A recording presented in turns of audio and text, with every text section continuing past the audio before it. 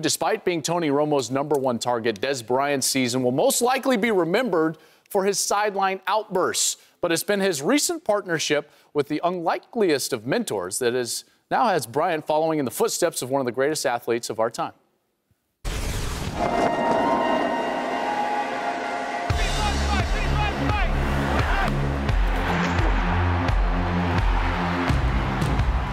You grew up idolizing Michael Jordan. Now you're working with Michael Jordan. What have you learned from him in the past few years? Even before working with him, just looking at all his highlights, seeing how he attacked the game and wanted to win.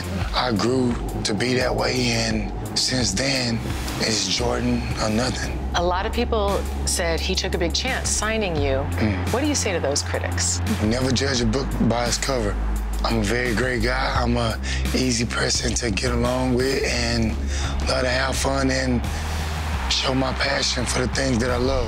They're going to finish 8-8, and another disappointment for these Dallas Cowboys. This Dallas Cowboys team has gone 8-8 the last 3 seasons, haven't made the playoffs in 4 consecutive seasons. How frustrating is that? Well, what I learned is really not to get frustrated. Just be honest, be real with yourself. If you don't reach the things you want to reach, you didn't work hard enough. Into the end zone, reaches up, grabs it, touchdown, Dez Bryant. Fires a pass, it's caught in the back of the end zone.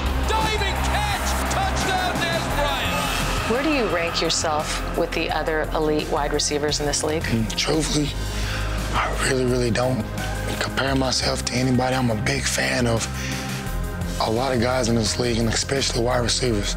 I'm speaking for all of us. I think we all like to sit and watch each other and see what each other is doing and try to steal a little bit of, what each guy does to be successful.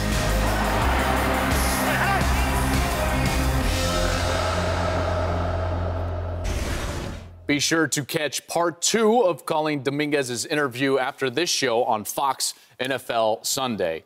Randy, this guy is dominant. 93 grabs last year, 1,200 yards, 13 touchdowns. But you think there's actually room for improvement with Dez?